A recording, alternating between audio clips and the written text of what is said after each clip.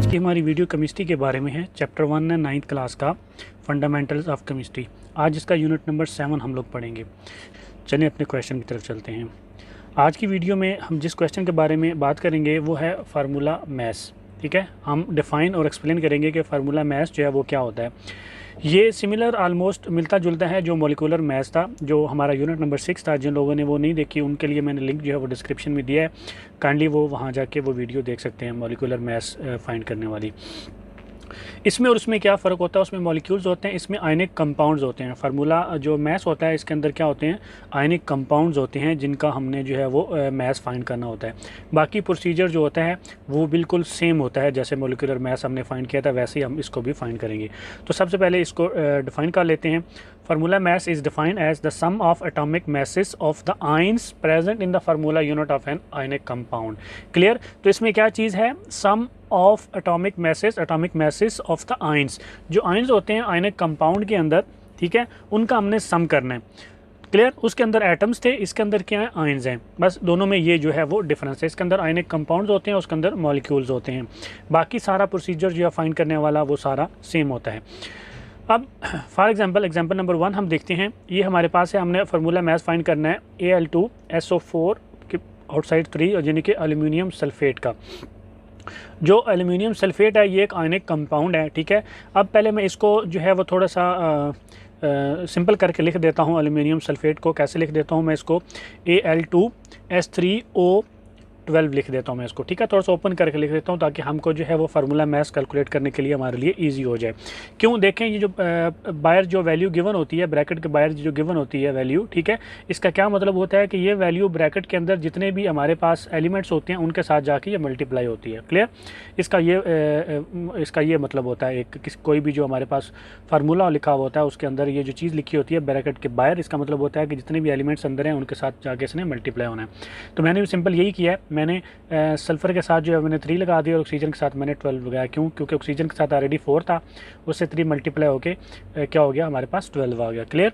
ये मैंने क्यों लिखा, ताकि हमारे लिए जो है वो फार्मूला मैस फाइंड करना ईजी हो जाए। अभी देखें सेम वही जिस तरह हमने मॉलिक्यूलर मैस फाइंड किया था, इसको भी सेम वही करेंगे। ठीक है, 2 into atomic mass of aluminium लिखेंगे। 2 क्यों लिखा, क्योंकि इसके अंदर एल्यूमिनियम जो है वो 2 हैं। ठीक है, इसलिए मैंने 2 जो है वो बाहर लिखा और अंदर मैंने एटॉमिक मैस ऑफ एल्यूमिनियम लिखा। प्लस का साइन होगा, अब सल्फ़र कितनी है, 3 है, तो मैं बाहर लिखूँगा 3 into atomic mass of sulphur. Okay, अब देखें फिर प्लस का साइन आएगा। अब ऑक्सीजन देखिए कितने हैं, 12 हैं, तो मैं बाहर लिखूँगा 12 into atomic mass of oxygen. Clear? Similar, बाकी सारा कुछ सिमिलर वैसे ही है जैसे हमने मॉलिक्यूलर मैस फाइंड करना देखा था, सारा कुछ वैसे ही है। बस दोनों में यही डिफरेंस आता है कि एक आयनिक कंपाउंड्स होते हैं और दूसरे मॉलिक्यूल्स होते हैं। तो अभी हम आगे चलेंगे और देखेंगे कि जो हमारा पीरियोडिक टेबल है उसके अंदर जो है एल्यूमिनियम जो है उसका एटॉमिक मैस जो है वो कितने हैं। यहाँ पे देखें ये हमारे पास जो है वो एल्यूमिनियम आ रहा है ये यहाँ पे। ठीक है, अपने ऐसी पीरियोडिक टेबल से जो है वो एलिमेंट्स के बारे में देखना होता है। ठीक है, यहाँ पे देखें ये 26.982 जो है यहाँ पे लिखा हुआ है हमारे पास। ठीक है, तो मैं इसको लिख दूंगा 2 इंटू 27, 26.98 उसको मैंने राउंड ऑफ करके जो है 27, इसको 27 ही हम लोग लिखते हैं। ठीक है, अब देखें प्लस का साइन डालूंगा। अब मैंने दोबारा पीरियोडिक टेबल की तरफ जाना है और मैंने देखना है कि सल्फ़र जो है उसका जो एटॉमिक मैस है वो कितना है।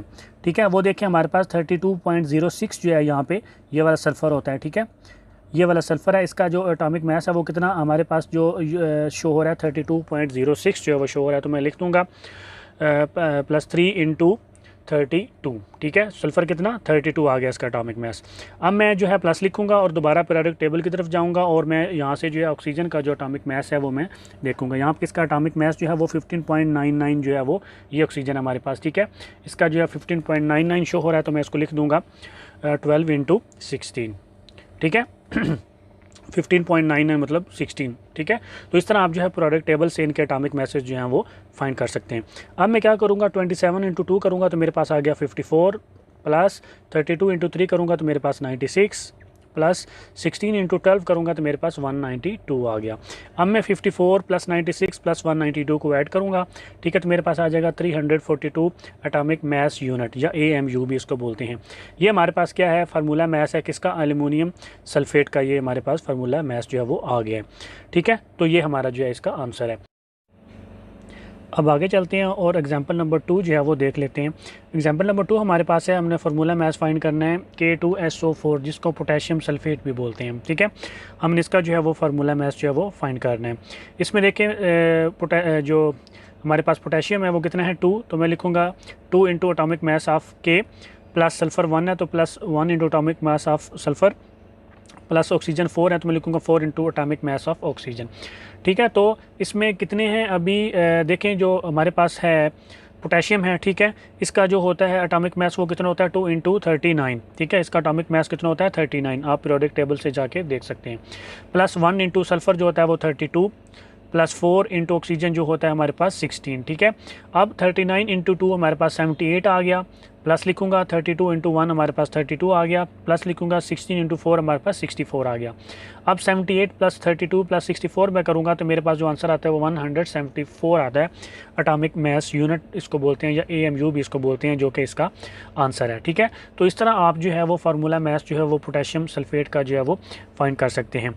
तो आपने याद रखना है कि जो मोलिकुलर मैस है और फार्मूला मैस है इनमें डिफरेंस क्या है। जो फार्मूला मैस है ये आयनिक कंपाउंड्स के लिए होता है, जबकि जो मोलिकुलर मैस है वो मॉलिक्यूल्स के लिए होता है। बस इन दोनों में ये जो है वो डिफरेंस होता है। बाकी इन दोनों की जो कैलकुलेशन है वो बिल्कुल सेम है, ठीक है। आपने ऐसे ही जो है वो पीरियोडिक टेबल से इनके एटॉमिक मैसेज देखने हैं सब एलिमेंट्स के, ठीक है। और एलिमेंट्स कितने हैं उनके उतनी क्वान्टिटी में उनको मल्टीप्लाई करके आपने एंड पे आंसर निकालना है और एंड पे आपने यूनिट AMU जो है वो साथ में लिखनी है।